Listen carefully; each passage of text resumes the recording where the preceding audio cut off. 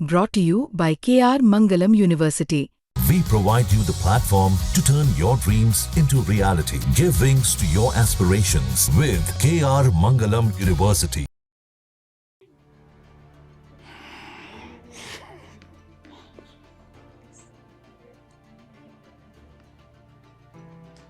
मुश्किल वक्त है, हम समझ रहे हैं आपको। मेरी बात नहीं हो पाई। ये आपकी जो बेटी है याशा कामदार, उनसे आपकी बात नहीं हो पाई? नहीं हो पाई, मेरी बात नहीं हो पाई उनसे। क्या 1000 पाउंड दे दीजिए तो हम इनको रिलीज़ करते हैं, और उनको आखिरी 1000 पाउंड देना पड़ा। और वो लोग वहाँ से भागते भागते ऐसे इतनी स्पीड से भागे कि मेरी बच्ची का मेरे वाइफ को फ़ोन आया था कि मम्मी अभी मैं तेरे से बात नहीं कर पा रही हूँ, कि मेरे हाथ में बच्चा है और यहाँ से डिस्टेंस ज़्यादा है और मुझे वो प्लेन पकड़ना है। इमिग्रेशन वाले अगर रूल से चलते और वो उसके साथ में, तो मेरी बेटी और मेरा बेटा जो है दोनों बच जाते थे। ये हादसा नहीं हो सकता था। 12 जून को अहमदाबाद में एक विमान हादसा हुआ। एयर इंडिया का प्लेन 171 क्रैश हुआ जो अहमदाबाद से लंदन जा रहा था। टेक ऑफ के कुछ देर बाद ही विमान क्रैश हो गया। इस विमान में 242 यात्री सवार थे, जिसमें से सिर्फ एक यात्री की जान बच पाई है। जिन यात्रियों की जान गई है उनके परिवार इस वक्त गहरे दुख में है, सदमे में है। यकीन नहीं हो रहा कि ये सब कैसे हो गया। उस विमान में एक परिवार के 3 लोग सवार थे। तीनों लोग अब इस दुनिया में नहीं हैं। उनके परिवार के बीच इस वक्त हम मौजूद हैं। मनीष कामदार। मनीष जी, आपकी फैमिली भी ट्रैवल कर रही थी लंदन के लिए, आपकी बेटी थी उसमें? बेटी थी और उसका बेटा छोटा था 15 महीने का, और उसकी सास थी साथ में। वो लोग लंदन जा रहे थे। 1 महीने पहले उनके फादर इन लॉ एक्सपायर हो गए थे। उसकी प्रार्थना सभा लंदन में थी 22 जून को। उस प्रोग्राम के लिए वो लोग वहाँ जा रहे थे और ये हादसा हो गया यहाँ पे। तो उनके फादर इन लॉ की डेथ हुई थी, उसके बाद उसकी प्रार्थना के लिए वो वहाँ जा रही थी? उनके फादर इन लॉ की डेथ यहाँ पे ना इंडिया में पोरबंदर में हो चुकी थी 1.5 महीने पहले, 1 से 1.5 महीने के बीच में। तो उनके वहाँ पे लंदन में उन्होंने प्रार्थना सभा रखी हुई थी, इसलिए वो लोग जा रहे थे वहाँ पे। और उनका जो मेरी बेटी का जो सन था रुद्रा, उनको ब्रिटिश पासपोर्ट था उसके पास। ब्रिटिश पासपोर्ट था तो वहाँ पे इनको जाने पे इमिग्रेशन पे उनको रोक लिया। उन रोकने के बाद वो फिर मेरी बेटी का मुझे फ़ोन आया कि पापा कुछ प्रॉब्लम है, आपको मैं बाद में बात करती हूँ। इन्होंने कुछ रुद्रा को रोक के रखा हुआ है, तो कुछ कैंसिल हो सकता है हमारा जाने का प्रोग्राम, मैं आपसे बाद में बात करती हूँ। इन बिटवीन सुबह 9 बजे मेरे से उन्होंने बातचीत किया कि सब हमारी पूरी तैयारी हो चुकी है, हम लोग निकल रहे हैं। मुझे रुद्रा से भी बात करवाया फ़ोन पे, और उन लोग सब निकल रहे थे। और वहाँ पे जाके जो इनका हुआ ये इमिग्रेशन पे, वो कुछ रिपोर्ट मेरे को बाद में मिली।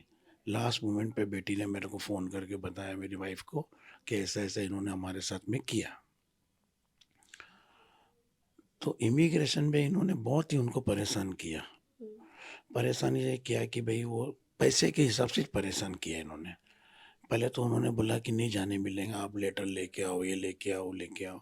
जब उनको बताया कि उनके फादर ब्रिटिशर है, बेटे को भी ब्रिटिश पासपोर्ट मिला है, पासपोर्ट उनके पास है। जब born and brought up born यहाँ पे हुआ है नागपुर में, तो फिर जब ब्रिटिश ने उनको पासपोर्ट दिया हुआ है, ब्रिटिश पासपोर्ट दिया हुआ है, तो फिर उनको न जाने का कोई मतलब ही नहीं आता। और वो ब्रिटिश ही जा रहा है, ब्रिटेन लंदन ही जा रहा है। वो कुछ सुनने को तैयार नहीं थे।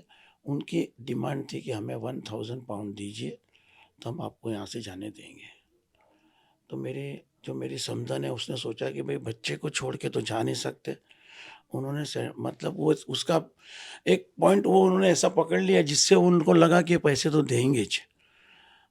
तो उन्होंने इस तरह से उनको परेशान करके 1.5 घंटा परेशान किया। फ्लाइट का टाइम होने तक उन्होंने बहुत परेशान किया कि वो लोग समझ रहे थे कि जितना लेट करेंगे तो ये पैसे देंगे ही। और उनको आखिरी उन्होंने एंड टाइम पे इनको बोला कि आप 1000 पाउंड दे दीजिए तो हम इनको रिलीज़ करते हैं। और उनको आखिरी 1000 पाउंड देना पड़ा।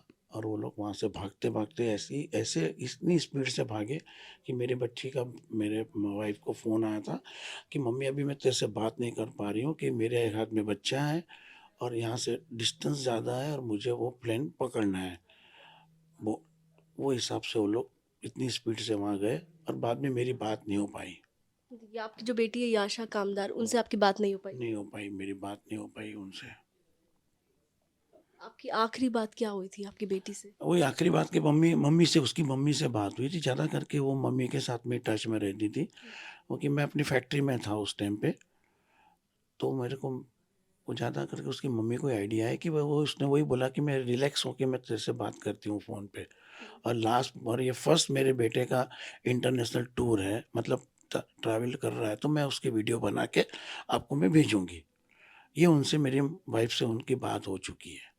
वो वीडियो आया आपके पास? नहीं, अभी वीडियो नहीं, अभी हमने उसका एक्सेस किया ही नहीं है।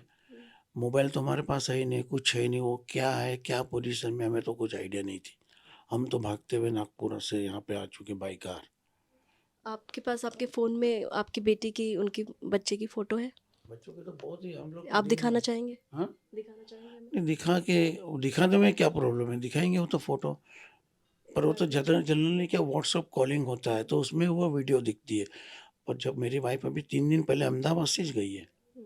उनके साथ में ही थी वो, कि वो लंदन जा रही, तो मेरी वाइफ़ उसके साथ में पैकिंग और ये सब कंप्लीट करने के सबसे यहाँ पे आई हुई थी। 3 दिन पहले नागपुर रिटर्न हुई। तो फ़ोटो तो एक पूरा एल्बम है उनका हमारे पास तो। हुँ। उनके जो हस्बैंड हैं आपकी बेटी के, वो यहाँ इंडिया में है? इंडिया में है, वो ड्रॉप करने गए हुए थे। वहाँ पे गए, उसके बिन हमारा किसी और का फ़ोन आया कि लंदन में इस टाइप का प्लेन हादसा हुआ है। तो हमने जस्ट मोबाइल में चेक किया, तो वो उसी प्लेन में हमारी बेटी थी। हमने सडन उसी मोमेंट पे हमारे जवाई को फ़ोन किया, तो जवाई बोले मैं चेक करता हूँ, क्योंकि वो भी आधे रास्ते में पहुँचे थे और एकदम अर्जेंट वो रिटर्न वहाँ पे गए और वहाँ पे उन्होंने सब इंक्वायरी करना चालू किया। और उनका फ़ोन आया कि नहीं पापा, इसमें अपने यशा और मेरी मम्मी और बेटा उसी में था, बोले ये कंफर्म हो गया। जब आपको पता चला कि ऐसे-ऐसे प्लेन क्रैश हो गया है, अ, उस टाइम क्या दिमाग में चल रहा था कि बच जाएँगे सब, उम्मीद कर रहे थे नहीं, आप कुछ कि? ऐसी रिपोर्ट हमने देखना ही बंद कर दिया, क्योंकि हम लोग पहले अहमदाबाद पहुँचने की कर रहे थे, इसलिए हम सडन अर्जेंट पहले बॉम्बे गए। बॉम्बे का हमने फ़्लाइट बुक किया, तो बॉम्बे जाने के बाद हमें किसी ने बताया कि बॉम्बे से आपको अहमदाबाद बहुत ज़्यादा ट्रैफ़िक होता है, तो उससे बेटर है आप यहाँ से बाय कार ही जाइए। तो हमने ये बॉम्बे फ़्लाइट से उतर गए नीचे और हम सीधे बाय कार अहमदाबाद आए। तो जब आपको ये पता चला कि प्लेन क्रैश हो चुका है और कुछ ये जानकारी नहीं मिल रही थी कि जो विमान के अंदर यात्री थे, उनका क्या हुआ है? क्या सुरक्षित हैं या उनके साथ इस हादसे में कुछ अप्रिय घटना हो चुकी है? जब ये इन्फॉर्मेशन आ रही थी कि प्लेन तो क्रैश हो चुका है और जो विजुअल भी आपने देखा होगा कि पूरा प्लेन जो है वो आग में पूरा दिखाई दे रहा था और आसपास सिर्फ धुआं ही धुआं था। उस उन तस्वीरों को जब आप देख रहे थे तो आपको लग रहा था, उम्मीद थी कि आपके परिवार के लोग बच जाएँगे? देखो, मैं नेगेटिव तो सोच नहीं सकता अपने परिवार के बारे में, दूसरे के बारे में, लेकिन मैं पॉज़िटिव यही था कि मेरे बच्चे वहाँ पे सही सलामत होंगे। और मेरा जो जवाई था वो बहुत ट्राई कर रहा था, लेकिन इतनी सारी भीड़ में कोई रिपोर्ट सही नहीं आ रही थी। कोई बोले कि भई 41 इंजर्ड हुए हैं, कोई बोले ये हुआ है। यानी सब ये न्यूज़ आ रहे थे, लेकिन हम लोग कोई ट्रस्ट नहीं कर पा रहे थे कि सही न्यूज़ क्या है। और हमारा जवाई भी जो कंडीशन में था, वो ज़्यादा फ़ोन पे बात नहीं कर पा रहा था। हम यही चाह रहे थे कि हम उसके पास जल्दी पहुँच जाएँ। इसलिए हमारा यही सोच थी कि हम जल्दी पहुँच के वहाँ पे जाके पहले चेक करें। पर हमें पीछे से मतलब ऐसा न्यूज़ आ रही थी कि चांसेस नहीं है, लेकिन मैं अपनी वाइफ को कैसे बोल सकता हूँ कि बेटी ऐसा हो चुका है, बेटे के साथ में हो चुका है। इसलिए हम उसको पॉजिटिव बता रहे थे। हम जब तक नागपुर से अहमदाबाद तक आए, तो उसको रास्ते में हमने पॉजिटिव आंसर दिया कि भाई हॉस्पिटल में अपन उसको एयर एम्बुलेंस से बॉम्बे ले जाएंगे, नागपुर ले जाएंगे। ऐसे ही करके हम लोग यहाँ तक पहुँचे। जब यहाँ पे हम पहुँचने के बाद तो उनको आइडिया आई है कि भाई कोई आदमी बचा नहीं है, ये ऐसा हुआ। तो वो हिसाब से अब वो इतने दुःख के अंदर में है, और बेटी और वो सब चले जाने पर मैं भी तो होश में नहीं था उस टाइम पे। अगर वो लोग इमिग्रेशन वाले अगर रूल से चलते और वो उसके साथ में, तो मेरी बेटी और मेरा बेटा जो है दोनों बच जाते थे। ये हादसा नहीं हो सकता था। मतलब आप ये कह रहे हैं कि अगर इमिग्रेशन वाले रूल्स के मुताबिक चलते तो आपके परिवार के लोगों को रोक लेते वो। रोक लेते थे वो रूल, एक्चुअली रूल से ही चलना चाहिए था, पर उन्होंने पैसे की डिमांड किया तो हमारे अब देखो उनसे डिमांड किया है। मैंने तो सुना, मतलब मेरे को बोला है, पर मेरी बेटी ने तो वो हालत, तो वो हिसाब से पैसे देने को मेरी सास रेडी, उसकी सास रेडी हो गई कि भाई बच्चे को कौन रखेगा फ्लाइट के अंदर, इतने 15 महीने के बच्चे को रखेगा कौन, फर्स्ट टाइम इंटरनेशनल ट्रैवल कर रहा है, और वो ऑलरेडी ब्रिटिशर है, तो ऐसा क्यों कर रहे हैं? तो उन्होंने बोला चलो, उसके लिए तो 1000 पाउंड कोई बड़ा अहमियत नहीं थी, तो उन्होंने दे दिया। पर अगर वो नहीं देते और ये बोलते कि नहीं इमिग्रेशन हम आपको करने नहीं देंगे, तो वो तीनों की जान बच सकती थी, तीनों रिटर्न होते थे। आज ये 1000 पाउंड के लिए उन्होंने इस टाइप की जो हरकत किया, तो अपने देश में इमिग्रेशन वाले अगर इस टाइप का करते तो कुछ भी कर सकते हैं ना कल। ये तो ब्रिटिशर के साथ में किया, अपनी बदनामी भी तो हुई ना देश की, कि एक ब्रिटिश पासपोर्ट जिसके पास है उसको लीगली जाने नहीं देते हुए पैसे लेके इनलीगल जाने दिया ना, ऐसा हुआ ना।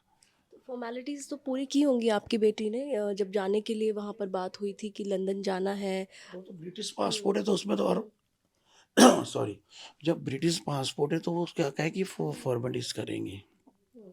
उसके पास ऑलरेडी वीज़ा है 3.5 साल का, उसकी सास है वो ब्रिटिशर है, तो उसको ओसीआई, उसके पास ओसीआई है, तो फिर वो उसको प्रॉब्लम ही किस चीज़ का है, वो किस चीज़ की तैयारी करेंगी? जब ब्रिटिश ने एम्बेसी ने बॉम्बे में उसको बुला के ब्रिटिश पासपोर्ट दिया है, तो वो किस चीज़ की इंक्वायरी करेंगे बताइए ना। जब आप हॉस्पिटल गए, सिविल हॉस्पिटल जहाँ पर सभी को ले जाया गया था, शवों को ले जाया गया क्रैश साइट से, आप भी गए होंगे वहाँ पे। नहीं, मैं उस टाइम यहाँ पे नहीं था, मेरा मेरा जवाई थे यहाँ पे, मैं तो नागपुर में था। मैं वीडियो देख रहा था, मतलब इसमें टीवी में आ रही है, तो थोड़ा देख रहा था कि लोग लेके ऐसे पे जा रहे हैं स्ट्रेचर पे, तो मुझे लगा कि भैया बचने के चांसेस है, जो हिसाब से दिख रहा है। पर वो डेड बॉडी थी कि वो तो मैं नहीं बोल सकता हूँ, मैं तो पॉजिटिव सोचूंगा ना, कि उसमें मेरा बेटी और उसका बेटा और सास दिख जाए तो अच्छी बात है। उसके बाद अब जब आप अब गए हैं हॉस्पिटल हाँ, आप। मैं गया हूँ कल, वो पूरे दिन हॉस्पिटल में ही था मैं कल। कल मेरी वाइफ ने कई बार ट्राई किया कि भाई मुझे उसकी, एक बार मेरी बेटी का मुंह दिखाइए और नातिन का भी मुंह बताइए, तो मेरी समझन का भी, सब लोग का बोला, पर वो लोग बोले कि उसकी जो पोजीशन है वो ऐसी है कि हम लोग उसको जब बता नहीं सकते, डीएनए टेस्ट करना पड़ेगा, उसके बाद ही हम आपको 72 आवर्स के बाद ही हम उसकी डेड बॉडी आपको हैंड ओवर कर सकते हैं या बता सकते हैं। अभी तो जो हालात है आप देख नहीं पाओगे।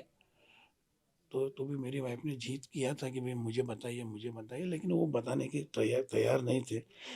हो सकता है उनकी मजबूरी हो, क्योंकि वो जो हालात होंगे, वो तो जो देख के आया हूँ उसको आइडिया होंगी ना। मैं तो देखा ही नहीं है, मैं तो देखने की इच्छा रखता हूँ, वो भी मैं, मेरी बेटी है इसीलिए, बाकी तो जिगर होना चाहिए, बोलते हैं ऐसा कि भाई वो जो हालात है उसके, तो मेरी इच्छा है कि भाई अब जितनी जल्दी हो सके बेटी का जो हम लोग दाह संस्कार कर सके अपने रीति रिवाज से। और उन्होंने, गुजरात गवर्नमेंट ने बहुत अच्छा कोऑपरेट किया, ऐसा नहीं है कि नहीं किया। होटल्स के बारे में, लंच डिनर, रहने के हिसाब से, ट्रीटमेंट के हिसाब से उन्होंने अपने हिसाब से बेस्ट सेल फैसिलिटी दिया हुआ है। लेकिन मेरा एक ही गवर्नमेंट से है कि भाई जब फ्लाइट की हिस्ट्री निकालिए, आप इन्वेस्टिगेशन करिए कि भाई वो फ्लाइट में ऐसा क्या हो गया कि टेक ऑफ के टाइम पे ये प्रॉब्लम आया। और अगर वो फ्लाइट ओल्ड है, मतलब उसकी एक्सपायर डेट हो गई है, तो मतलब वो बहुत पुराना हो चुका है, तो इंटरनेशनल पे नहीं चलाना था उसको। 13-13 घंटे की कंटिन्यूस फ्लाइट पे उसको नहीं चलाना चाहिए था। तो आज 142 लोग, 242 होते वॉट एवर, कितने मेगा से उतने लोग की जान चली गई। आज मेरे पूरा फैमिली ख़त्म हो गई। मेरे जो जवाई है उसके, एक तो पहले दुख का पहाड़ हो गया, पहले उसके फादर एक्सपायर हो गए, अब उसकी मम्मी एक्सपायर हो गई, उसका बेटा एक्सपायर हो गया, उसकी वाइफ, तो वो तो अभी अकेला हो गया ना। उसका क्या? आज इंडियन गवर्नमेंट, एयर इंडिया अगर कुछ पैसा देती है या तो इंश्योरेंस कर देती, उस पर उसकी तो लाइफ खत्म हो गई ना। बचा ही क्या है? जब बताए क्या बचा है? अगर वो कोई हेल्प करेंगे भी तो क्या उसकी वाइफ वापस आने वाली नहीं है, बच्चा आने वाला नहीं है, उसकी माँ वापस आने वाली नहीं है। अब ये तो इतना बड़ा दुख है कि भाई हमारे पे भी दुख आ गया ना। आज हमारी बेटी चली गई, हमारी जवाबदारी बेटी जाने के बाद तो हमारे जवाई की जवाबदारी हमारे ऊपर आ गई। आज हमारी वाइफ कंटिन्यूस जो दिन में 10 बार बात करती है, एक ही बेटी थी हमारी। दिन भर में 10 से 20 फ़ोन आते थे, मम्मी मेरे को ये करना है, मम्मी वो करना है, ये। आज वो तो अकेली हो गई ना मेरी वाइफ तो। मैं तो कहीं पे फैक्ट्री में टाइम पास करूँगा, वो तो घर पे क्या करेंगी। अब आप देखिए इनकी इंक्वायरी क्या होती है। हम तो चाह रहे हैं कि इसकी इंक्वायरी की जाए कि नेक्स्ट ऐसी तरह का हादसा और ना बने। और दूसरी बात, ब्रिटिश पासपोर्ट होने के बाद 2 जनों के पास ब्रिटिश पासपोर्ट था। एक उनकी सास के पास था, या रक्षा मोढ़ा के पास। सेकंड रुद्रा मोढ़ा के पास था। तो ब्रिटिश काउंसिलिंग ने या तो ब्रिटिश एम्बेसी ने हमारे को या उनको किसी टाइप की हेल्प हमें नहीं दिया है कोई, कि भाई ये क्या पोजीशन है, क्या होने वाला है, क्या करने वाले। उन्होंने हमारे को कोई कांटेक्ट नहीं किया है। प्लस उनके लंदन में उनकी बेटी है, उनका छोटा बेटा है, उनका भी उन्होंने कोई कांटेक्ट नहीं किया है। वो भी आज आने वाले हैं। तो ब्रिटिश गवर्नमेंट ने भी ये बच्चों के बारे में या तो उनकी वहाँ के जो मतलब इनकी सास है उनको भी कुछ तरह के कोई कांटेक्ट करने की कोशिश नहीं किया है। ये हमें समझ में नहीं आ रहा है। हो सकता है ये प्लान में दूसरे भी ब्रिटिश लोग होंगे। अब मुझे नहीं मालूम कि कितने लोग हैं, यूके के होंगे, यूएस के होंगे, मुझे आइडिया नहीं है, पर बट हमें कोई कांटेक्ट नहीं किया है। तो याशा कामदार अब इस दुनिया में नहीं रही। उनका 15 महीने का बेटा रुद्र मोढ़ा भी उनके साथ उस फ्लाइट में था, उनकी सास भी उस फ्लाइट में थी। तीनों में से कोई नहीं बचा। ये तस्वीर है, परिवार सदमे में है। उनके पिता से हम लगातार बात कर रहे हैं और उनके पिता की इतनी हिम्मत नहीं हो पा रही है कि वो ये तस्वीर दिखा पाएँ हमें। ज़ाहिर सी बात है इस वक्त जिस तरीके की परिस्थितियां हैं उनके लिए बहुत मुश्किल है। आपने तमाम बातें बताई अपनी बेटी के बारे में, नाती के बारे में। अब आगे आप क्या चाहते हैं, क्या होना चाहिए? क्या होना चाहिए, अभी तो हम पहले बच्ची की और उसके मतलब बेटे का दोनों का एक हिंदू रीति रिवाज से पहले दाह संस्कार करें। उसके बाद सोचेंगे कि क्या करना हमारे जवाई के बारे में और क्या करना। बाकी तो अभी हम लोग तो अभी नागपुर जाएंगे यहाँ से। कुछ हमारे जो वेल विशेष है वहाँ पे जो हमारे रिलेटिव्स है वो सब हमसे मिलना चाहते हैं। बाकी अभी तो हम लोग क्या करना चाहेंगे। जो जाने वाला था चले गया, उसकी यादें रह गई।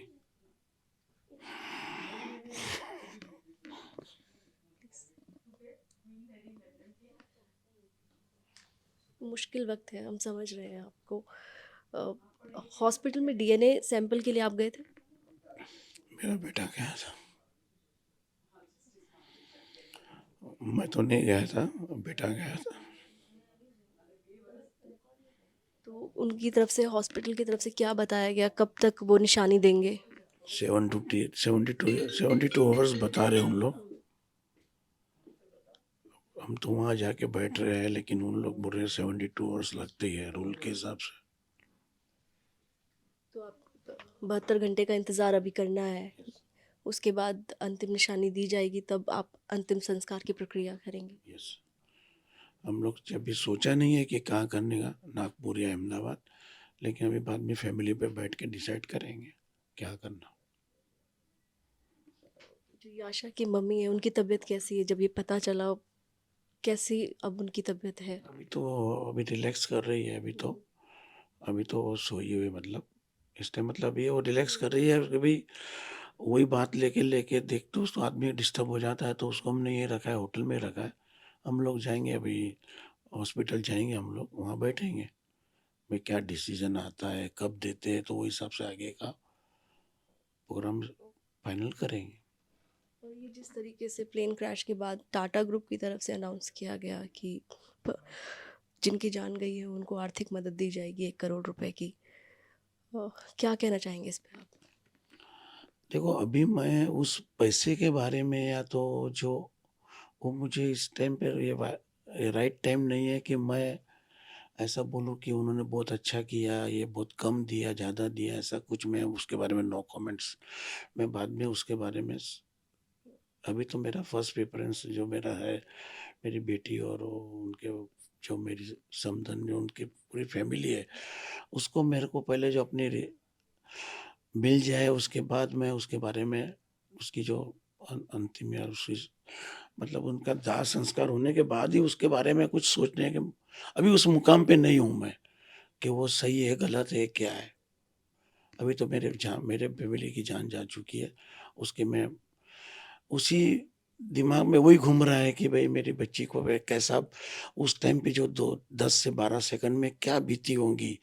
15 महीने के बच्चे के मेरी मेरी बेटी ने उसको कैसे रखा होगा, कैसे हालत हुई होंगी, उस पे क्या हो रहा होगा।